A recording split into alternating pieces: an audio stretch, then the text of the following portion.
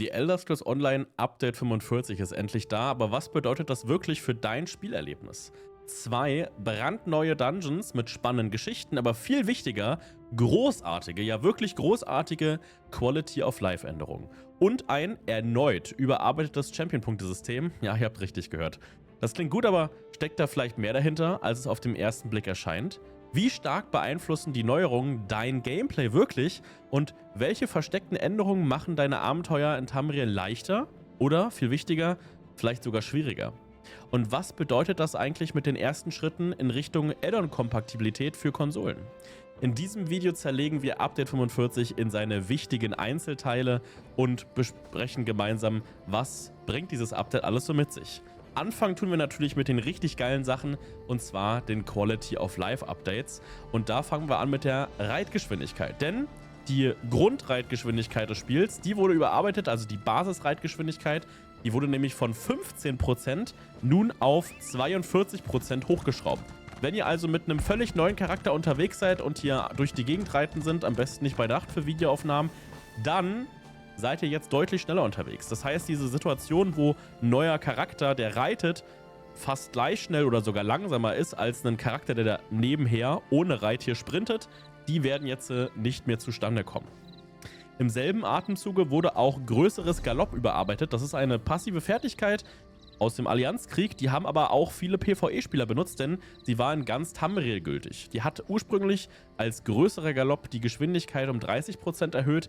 Nun ist es nur noch ein kleinerer Buff, ohne das Wort groß davor, sondern jetzt nur noch Galopp.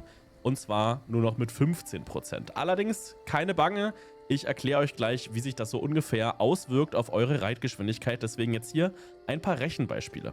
Ein ganz neuer Charakter ist jetzt ungefähr 19% schneller, als es im alten Update der Fall war. Zumindest wenn ihr reitet. Wenn ihr eure Reitgeschwindigkeit dann auf 60 gebracht habt, also 60 Reitstunden investiert habt mit dem Charakter, dann seid ihr ungefähr 13% schneller davor. Habt ihr einen Charakter, der sowohl Galopp als auch 60 Reitgeschwindigkeit geskillt hat, dann seid ihr genauso schnell wie vorher auch. Da hat sich dann also plus minus nichts verändert. Ihr seid ganz knapp 1% schneller, aber man merkt diesen Prozent ja nun nicht wirklich in der Realität. Was jetzt aber viel wichtiger und interessanter ist, ihr habt jetzt Platz für einige grüne Champion-Punkte. Denn ihr werdet vielleicht merken, wenn ihr euch mit dem neuen Update einloggt, dann wird auf einmal da werden auf einmal ein, zwei grüne Plätze für Champion-Punkte bei euch frei sein, denn dort hat sich einiges verändert. Es wurden nämlich insgesamt 9 grüne Champion-Punkte geändert von sogenannten aktiven Champion-Punkten.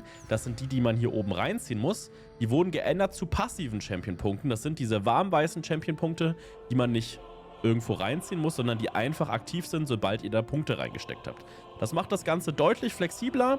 Ich habe jetzt teilweise Situationen auf einigen PvE-Charakteren, wo ich einfach nicht mehr weiß, was ich sonst noch mitnehmen soll. Das heißt also, ich habe dann teilweise auch inzwischen Champion-Slots frei, was irgendwie ungewohnt ist. Aber nichtsdestotrotz finde ich gut, dass jetzt mehr davon passiv geworden sind, denn gerade die, die passiv geworden sind, die sind wirklich interessant. Wir haben nämlich unter anderem reichlicher Ertrag, der uns eine 50% Chance gibt, doppelt so viel Ressourcen aus einem Ressourcenvorkommen zu bekommen wie üblich. Und den können wir jetzt einfach passiv mitnehmen. Übrigens, falls ihr euch fragt, in der Vergangenheit, wenn Champion-Punkte verändert wurden, dann wurden die doch immer zurückgesetzt. Warum ist das denn diesmal nicht der Fall? Und warum ging das in der Vergangenheit nicht? Dafür gibt es eine ganz logische Erklärung. Die Menge an Punkte, die ihr reinstecken müsst, um die Champion-Punkte zu aktivieren, die hat sich gar nicht geändert. Die ist komplett identisch. Das heißt also, die Menge an Champion-Level, die ihr braucht, um die Punkte zu skillen, die ihr davor auch geskillt hattet, die haben sich nicht verändert. Deswegen, es hat sich quasi einfach nur die Champion-Punkt-Art von insgesamt 9 Stück von aktiven Champion-Punkten zu passiven geändert. Der nächste Champion-Punkt, der sich ebenfalls an dieser Stelle hier einmal verändert hat, ist der Schatzjäger. Und zwar finden wir den hier. Schatzjäger erhöht die Qualität von Gegenständen, die wir aus Truhen bekommen. Hatten viele Raider und viele Leute in 4er-Dungeons ausgerüstet. Hat man jetzt einfach passiv, finde ich auf jeden Fall eine gute Sache. Rationierer haben wir hier ganz unten. Rationierer sorgt dafür, dass all unsere Buffoots 30 Minuten länger halten, bis auf Ambrosia, also das, was Erfahrungspunktegewinn erhöht, das wird nicht verlängert, zumindest nicht mehr. Diese 30% sind natürlich sehr schön für Leute, die teures Buffoot benutzen. Es gibt natürlich solche Sachen wie Narrenjuwel, Camoran-Thron, oder Hexengebräu, was ein bisschen was kostet, aber jetzt nicht die Welt. Es gibt aber auch Sachen, die perfekten Rogen benötigen, wie zum Beispiel Orzogas Häppchen oder wie das heißt, ja. Oder beispielsweise die ätherische Mitnehmbrühe oder das Urwerks Zitronenfilet. Das sind Sachen, die richtig reinscheppern vom Preis her. Und da freut man sich natürlich, wenn diese Buff-Foods jetzt halt eben 30 Minuten länger halten. Das ist schon ein ziemlich großer Unterschied, den sollte man nicht unterschätzen. Darüber hinaus haben wir flüssige Effizienz, was in eine ähnliche Richtung geht. Wir haben mit dem eine 10% Chance beim Verwenden von Tränken und Giften, dass diese nicht verbraucht werden. Wir bekommen dann zwar den Effekt davon, aber sie werden eben nicht verbraucht. Dementsprechend, ja, einiges an Goldsparern mit dabei. Und in eine Goldsparer-Richtung geht auch Heimwerker. Und zwar hat man hier eine 10%ige Chance, wenn man einen Einrichtungsplan in der Open World lootet, dass man gleich einen zweiten bekommt, aus derselben Lootquelle sozusagen. Wenn ihr euch das jetzt hier so anschaut, sind das alles Champion-Punkte, die dafür sorgen werden, dass bestimmte Sachen in der Ökonomie von The Elder Scrolls Online ein ganz kleines bisschen an Wert verlieren werden. Also Blaupausen werden ja jetzt nun regelmäßiger droppen, weil das wird ein Champion-Punkt sein, den wirklich viele Leute mit dabei haben. Das heißt also, Blaupausen sind dann vielleicht vor allem die lilanen nicht mehr so utopisch teuer in Zukunft oder werden schneller, erschwinglicher. Das gleiche gilt auch für so teure Buff-Foods, die perfekten Rogen benötigen. Dadurch, dass man nicht mehr diese Menge an Buff-Foods braucht, aber die Menge an perfekten Rogen ja eine ähnliche im Spiel bleibt, wird es dafür sorgen, dass die Preise von diesen hochpreisigen Buff-Foods vielleicht mit der Zeit, das ist eher eine Langzeitsache von einem halben Jahr oder länger, ein bisschen sinken werden. Das gleiche gilt natürlich dann auch für Tränke, ja, also ich denke hier an die Ultipots, die ultimative Kraft regenerieren und ja durch Drachenschleim etc. unfassbar teuer sind, und auch solche Sachen, also sowohl der Drachenschleim als auch die Pots selbst, also die Tränke selbst, werden dann vielleicht mit der Zeit ein bisschen im Preis sinken. Es wird natürlich für die Leute, die viel Handel betreiben, eine nicht so schöne Nachricht sein, aber ich denke, der Großteil der Spieler wird sich da insgesamt eher drüber freuen, vermute ich zumindest. Professionelle Erhaltung sorgt dafür, dass eure Reparaturkosten reduziert sind. Das ist ein Champion-Punkt, den hat man davor halt nie mitgenommen, weil man dafür keinen Platz hatte. Schön, dass man jetzt keinen Platz mehr dafür braucht. Das ist also auch ein kleiner Goldsparer, der macht es einfach beim Reparieren beim NPC ein bisschen günstiger. Dann haben wir noch zwei Sachen, die so ein bisschen in Richtung Taschendiebstahl geht. Und zwar einmal haben wir hier berüchtigt, erhöht euren Profit beim Hehler um 25%. Wie ich als PvEler sage, nett. Für die Leute, die aber viel unterwegs sind in der Open World und vielleicht eher ein bisschen Roleplay-mäßig oder auch Quest-mäßig unterwegs sind, für die wird das durchaus eine interessante Sache sein. So wie auch der nächste hier, und zwar Kunst des Taschendiebstahls, erhöht eure Chance, hochwertige Gegenstände beim Taschendiebstahl zu erbeuten. Um wie viel Prozent steht jetzt hier nicht drin, aber das wird durchaus eine relevante Summe sein. Braucht ja auch 75 Champion-Punkte. Und das ist auch ein gutes Stichwort. Um alles zu skillen, was jetzt passiv ist, habe ich zum Beispiel mit Champion-Level 2100 gar nicht mehr genügend Champion-Punkte. Man braucht die aber auch nicht, weil der grüne Champion-Punkt-Baum nimmt ja keinen Einfluss aufs eigentliche Gameplay im Sinne von Kampf-Gameplay. Er bietet nur Vorteile im Sinne von, er macht Sachen erschwinglicher, er erleichtert das Looten beispielsweise oder macht das Looten lukrativer, ja, und sorgt einfach dafür, dass ihr mehr Gold in eurem Geldbeutel habt. Deswegen, ich denke nicht, dass das einen großen Einfluss haben wird. Es wird weiterhin so sein, die relevanten Champion-Punkte im roten und im blauen Baum, die wird man halt eben weiterhin mit Champion-Level 600, 700 haben. Da kann man sich dann die 4 aktiven aussuchen, die man braucht. Wenn man bei den roten und blauen Champion-Punkten in eine gute Richtung möchte, braucht man so 1400, 1500 Champion-Punkte. Ja, und wenn man jetzt halt bei grün alles leveln möchte, dann braucht man halt horrende Summen an Champion-Punkten. Aber letzten Endes, die meisten Sachen davon oder einige dieser Sachen hier braucht man ja auch gar nicht zwingend, um gut im Spiel klarzukommen. So zumindest meine Meinung hier. Was ganz anders aussieht, ist, um gut im Spiel klarzukommen, Mundosteine, die sind nach meiner Meinung deutlich wichtiger, oder zumindest ist ein Mundostein vergleichbar wichtig wie einer der aktiven Kampf-Champion-Punkte, weil die schon einen ziemlich großen Einfluss haben. Und nun war es in der Vergangenheit so, wenn man keinen Mundostein hatte, dass das manchmal gar nicht so richtig aufgefallen ist. Man hat einen neuen Charakter erstellt oder vielleicht gab es auch irgendeinen Bug bei einem Champion-Punkt, bei einem Update, nicht ein Champion-Punkt-Update, allgemein ein Update, und dann war der auf einmal weg. Da kann man jetzt an der Stelle hier ein bisschen Entwarnung geben, sollte euch jetzt in Zukunft nicht mehr so häufig passieren, denn ihr seht jetzt, wenn ihr keinen aktiven Mundostein habt, hier eine rote Schrift, dass man keinen aktiven Segen hat, oder, so wie ich jetzt hier, man sieht seinen aktuell aktiven Mundusstein. Ich habe den jetzt hier extra mal ausgerüstet, um einen anderen ausgerüstet zu haben, damit wir ein bisschen demonstrieren können. Denn man sieht jetzt hier, bei den Sachen, wo man einen aktiven Mundusstein hat, wird jetzt farbig hervorgehoben, auf was der denn Einfluss nimmt. Ne, also zum Beispiel der Krieger erhöht halt meine Magie- und Waffenkraft, beziehungsweise nur meine Waffenkraft. Deswegen ist meine Waffenkraft hier, wie man sehen kann, eben erhöht. Wenn ich jetzt einen anderen Mundusstein auswähle, wie zum Beispiel hier die Liebende, wechseln wir einmal, dann sehen wir zum einen einmal, gut, wenn das auch klappt, ja, so soll das alles sein. Dann sehen wir zum einen einmal, dass die Liebende sich hier geändert hat und wir sehen den Mundusstein jetzt an einem anderen Attribut, nämlich jetzt hier an dieser Stelle an der Durchdringung, weil die Liebende halt nicht meine Waffenkraft erhöht, sondern eben meine Durchdringung. Das wechselt also immer. Das gleiche seht ihr jetzt hier auch in eurem normalen Menü, ja, also in eurem Inventar möchte ich sagen. Da seht ihr jetzt ebenfalls einen Hinweis, entweder ob ein Mundusstein überhaupt aktiv ist, wenn nicht, dann ist das rot. Und halt eben auch farbig hervorgehoben, auf was der Mundusstein, den ihr aktuell aktiv habt, denn überhaupt Einfluss nimmt. Was ich auch sehr, sehr gut finde, wir betteln ja immer darum, dass mehr erspielbare Belohnungen ins Spiel kommt. Und so wurden jetzt die ganzen Aufmachungen oder ein Großteil der Aufmachungen geändert von Aufmachungen zu Kostümen. Was bedeutet das? Wenn ihr in der Open World gequestet habt, dann habt ihr in der Vergangenheit öfters mal so Aufmachungen bekommen. Das sind relativ einfache Kostüme, die sind jetzt nicht übelst krank, ja, die sehen jetzt nicht aus wie die Kronshop-Kostüme, aber die brauchtet ihr, was weiß ich, verkleide dich als Pirat und mische dich unter die so und so Gegner, ja. Solche Sachen hat man halt in der Vergangenheit öfters mal bekommen, ne? Und diese Sachen musste man dann hier in seinen Aufmachungsslot reinziehen, um die Quest abzuarbeiten. Und danach waren die weg. Na, wenn die Quest zu Ende war, oder beziehungsweise wenn man die Dinger aus dem Inventar aus Versehen zerstört hat oder sowas, dann waren die weg. Man konnte die nicht wieder zurückbekommen. Und diese ganzen Aufmachungen wurden jetzt nun konvertiert zu Kostümen. Das heißt also, habt ihr die jeweilige Questreihe abgeschlossen, bei der man solch eine Aufmachung bekommen hat, bekommt man jetzt am Ende dieser Questreihe eben jene Aufmachung als Kostümversion freigeschaltet. Finde ich auf jeden Fall sehr, sehr stark, weil es dadurch deutlich mehr erspielbare Sachen von einem auf den anderen Tag zu holen gibt. Ne? Da werden sich viele Spieler auf jeden Fall drüber freuen.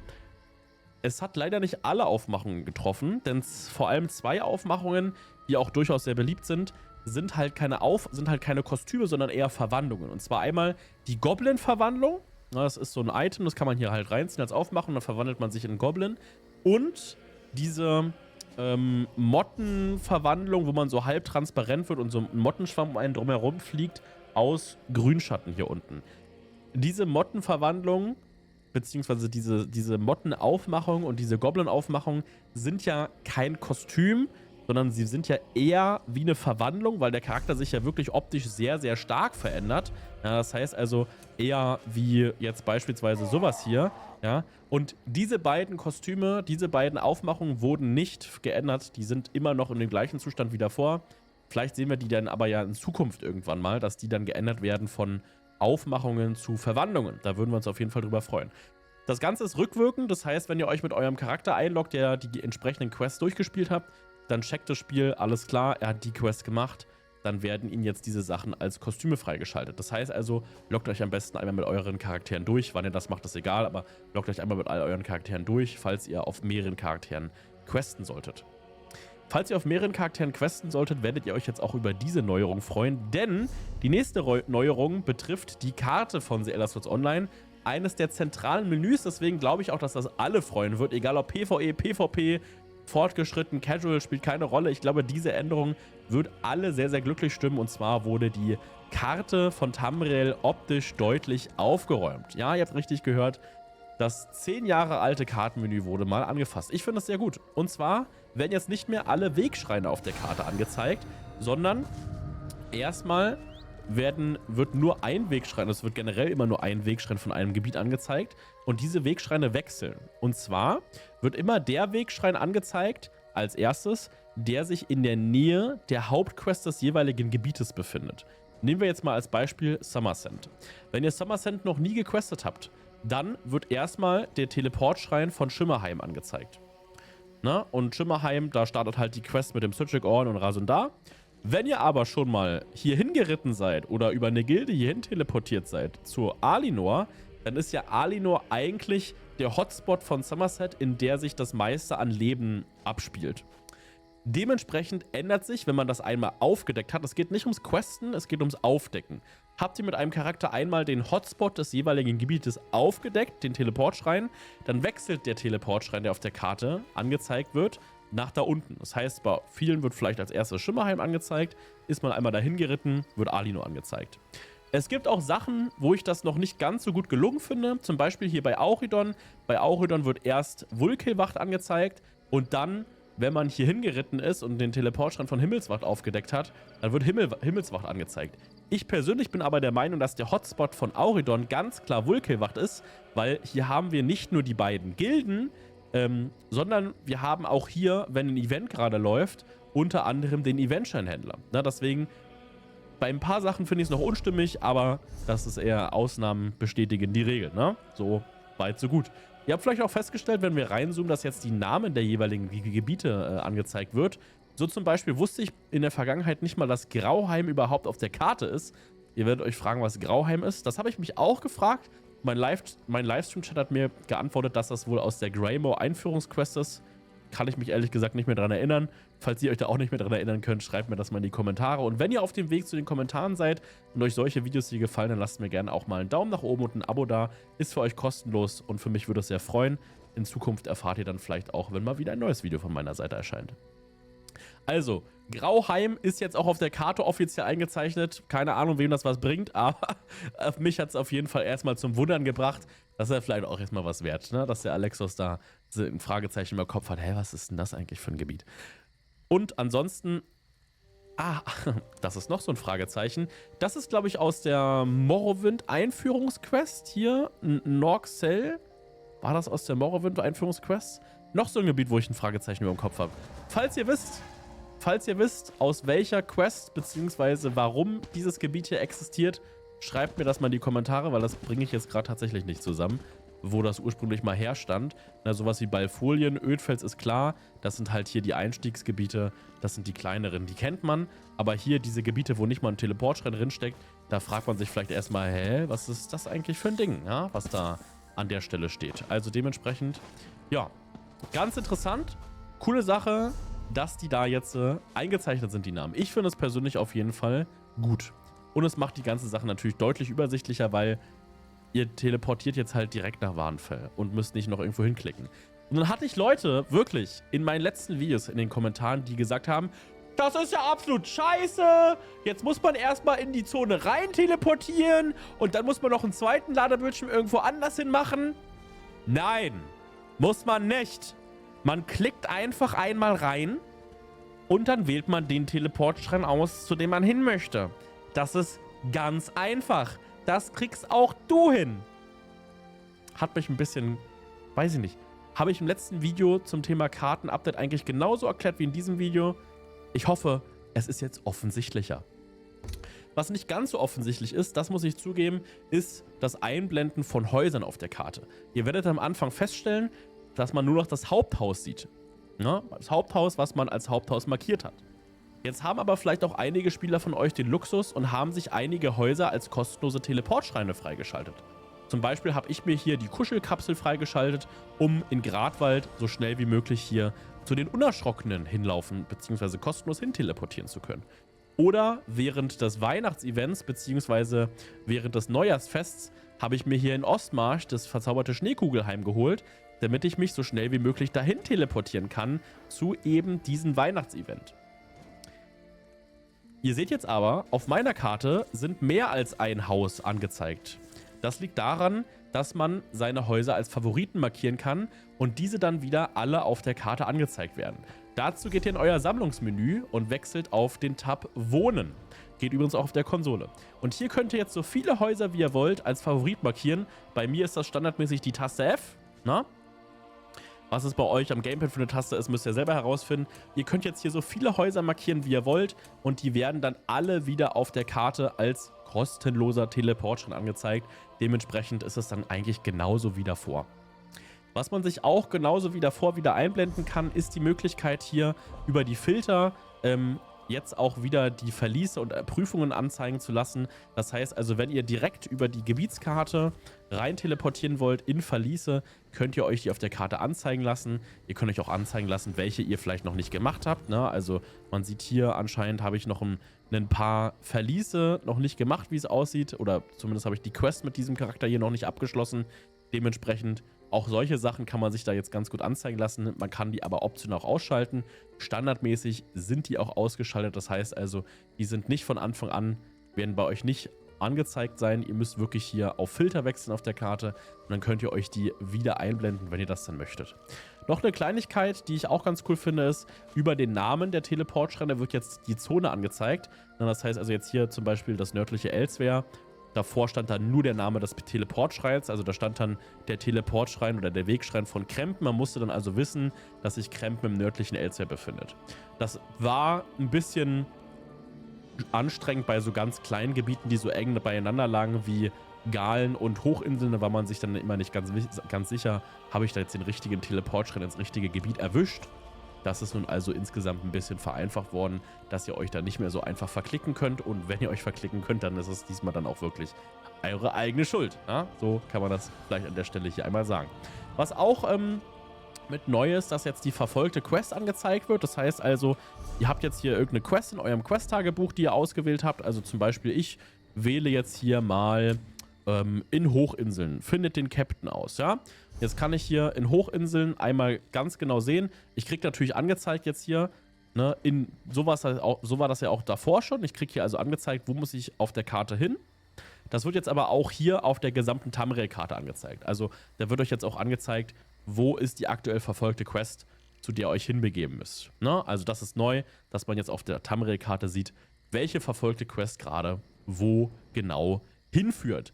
Wo das mit den neuen Redeoptionen hinführt, die man jetzt mit NPCs in Zukunft haben wird, wissen wir noch nicht ganz genau. Das ist nämlich die nächste Änderung, die mit Update 45 einherkommt. Ja, ihr habt richtig gehört, es gibt jetzt tatsächlich neue Redeoptionen mit NPCs. Da hat sich einiges verändert an der Stelle.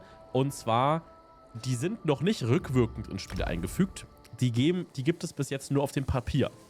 In zukünftigen Erweiterungen wird es die Möglichkeit geben, Roleplay-mäßig verschiedene Stimmungen als Antwortoptionen auf Charaktere, auf NPCs im Spiel zu geben. Und zwar werden die wohl auch Einfluss auf das Spiel, auf den Spielverlauf haben. Wie das genau aussehen wird, wissen wir aktuell noch nicht. Ob das auch rückwirkend für die älteren Quests eingeführt wird, wissen wir noch nicht. Was wir wissen ist, welche insgesamt 6 Optionen das sein werden. Es wird einmal freundlich geben, das ist letzten Endes ungefähr die Antwortoption, die wir bisher hatten. Freundlich ist eine unterstützende, mitfühlende oder amüsante Antwort auf einen NPC. Dann wird es grimmig geben. Grimmig ist eine düstere, sarkastische oder schroffe Antwort auf einen NPC. Gnädig ist eine großzügige Antwort auf einen NPC in schlimmer Lebenslage.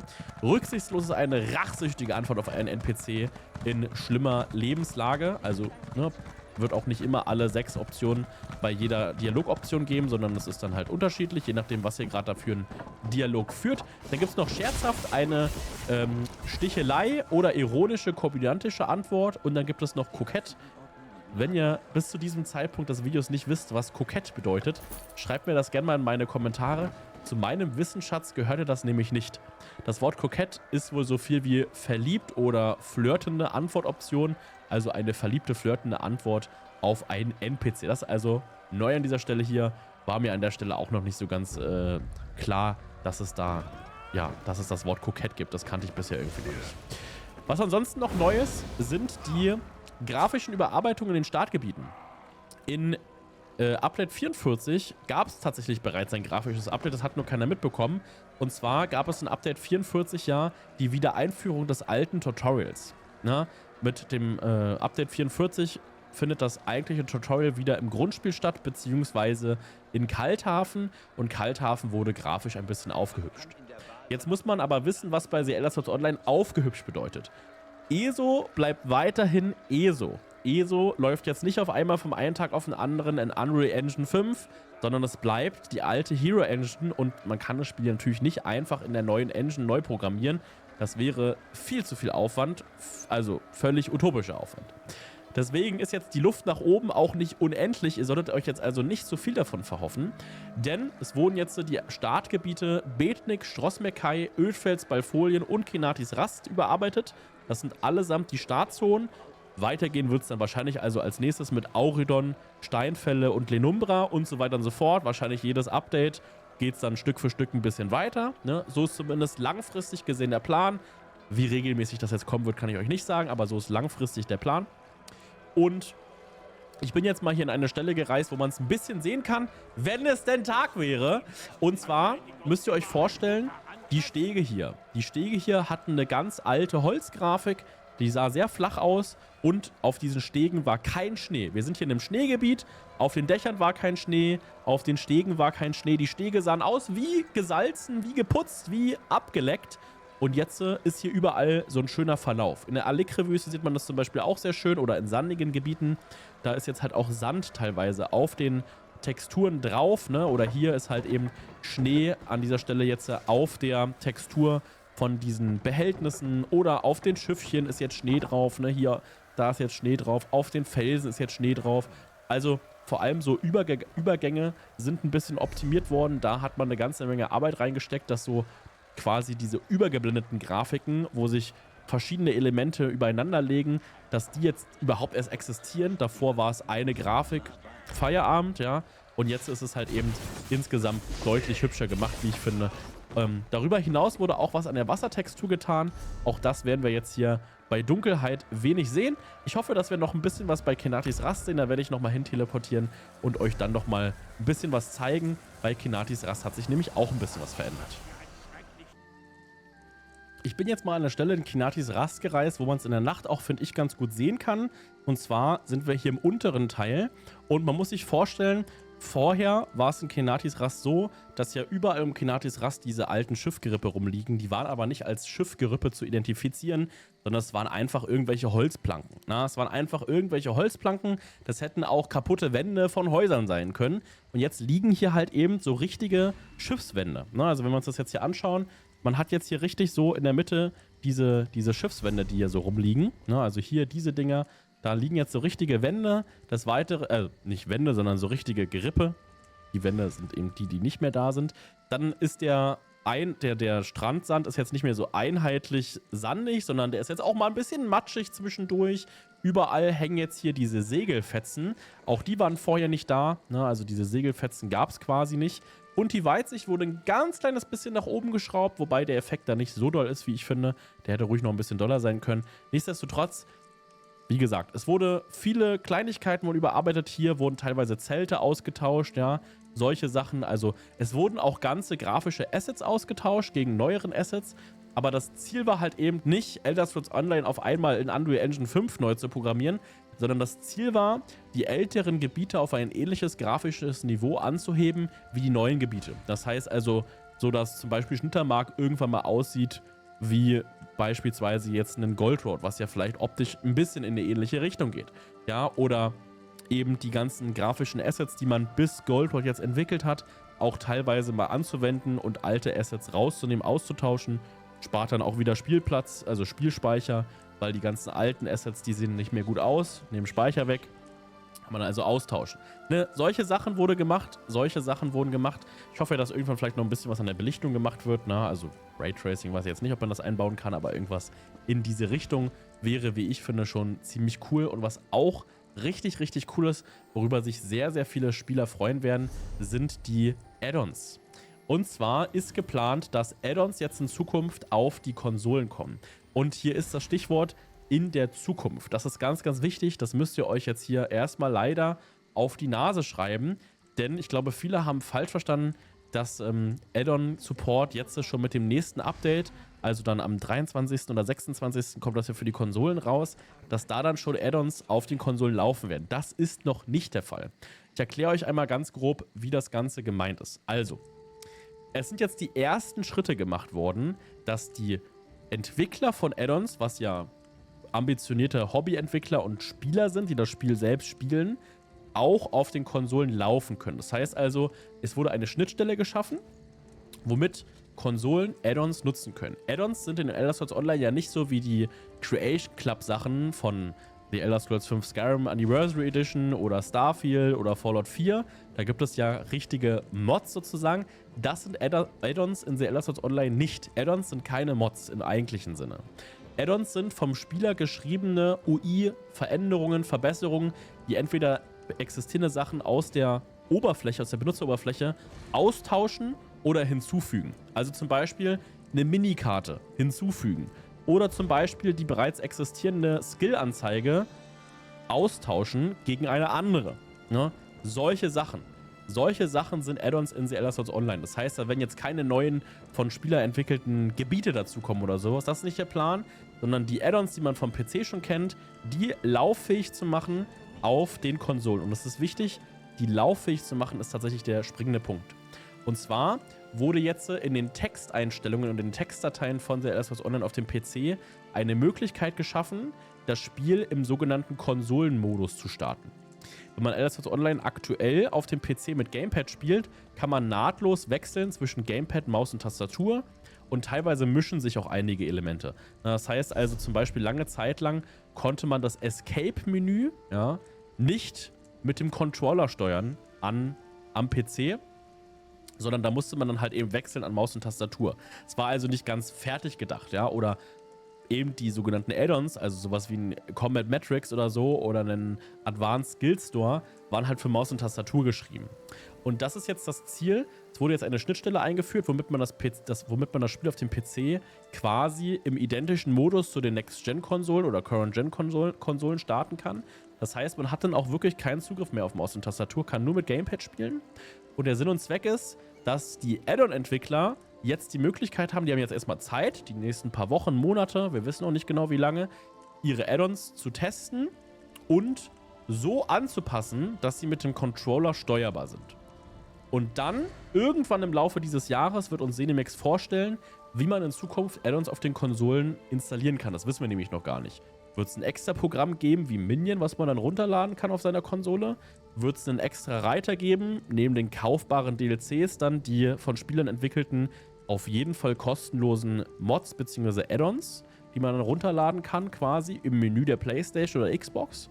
Oder wird man es im Spiel machen können? Das wissen wir noch nicht so genau. Ne? Das wird dann erst mit der Zeit kommen, diese Information. Und das werdet ihr also auf jeden Fall im Laufe dieses Jahres mitbekommen.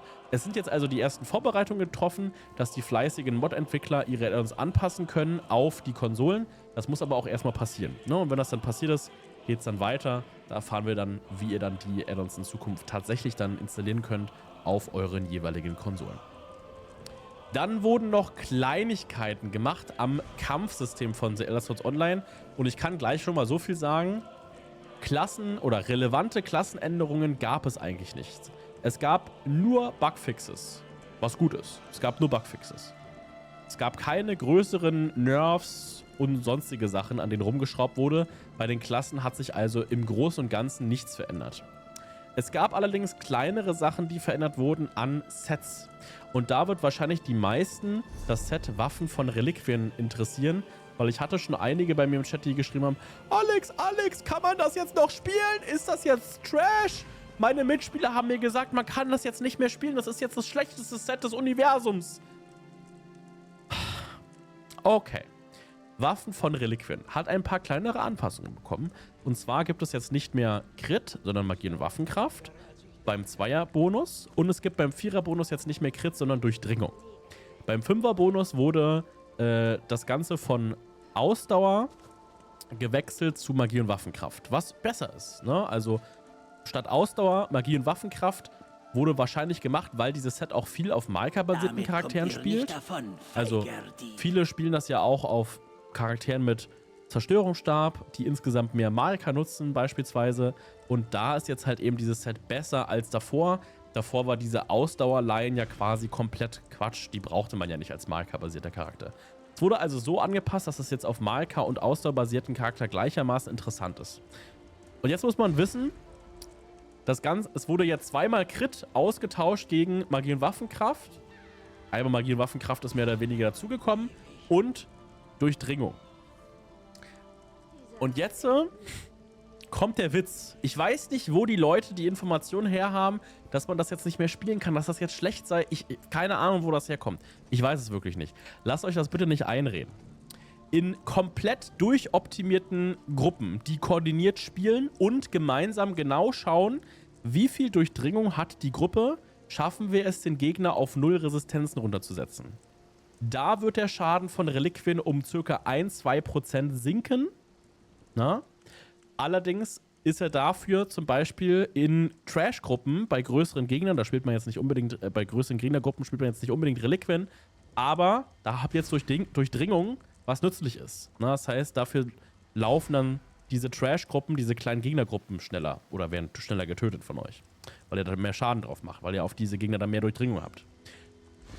Das werden ja aber nur ganz, ganz wenige Spieler von euch sein, für die das relevant ist. Wenn ihr regelmäßig raidet, dann schreibt mir das gerne mal in die Kommentare. Würde mich wirklich mal interessieren, wie viele von euch da draußen in Raids unterwegs seid. Oder wenn ihr einen Kommentar seht, wo geschrieben wird, hey, ich raide regelmäßig, dann lasst einfach einen Daumen nach oben da, wenn ihr zu faul zum Kommentarschreiben seid, damit man mal sehen kann, wie viele von euch so überhaupt in Raids unterwegs sind. Darüber hinaus in unkoordinierten Raid-Gruppen, ja, das heißt also in der Feierabendgruppe mal kurz im Discord oder im Teamspeak, was auch immer, ja, wo man miteinander schnackt, wo jede Woche andere Leute mit dabei sind oder in Open Raids, um Sets zu farmen mit Leuten, die man nicht mehr im Teamspeak hört, weil man mit denen einfach nur so lose vor sich hin spielt, um an die Setteile ranzukommen. Da wird sogar eine Schadensverbesserung sein, weil in diesen Gruppen habt ihr in der Regel nicht die nötige Resistenzen, die nötige Rüstungsdurchdringung und die erreicht ihr jetzt halt eben eher. Das heißt also, vor allem auch in 4er-Dungeons, in Open-World-Content, wird euer Schaden entweder gleich bleiben oder sogar minimal um 1-2% steigen. Na, das heißt also, für den Großteil meiner Zuschauer wird das sogar eine Verbesserung sein.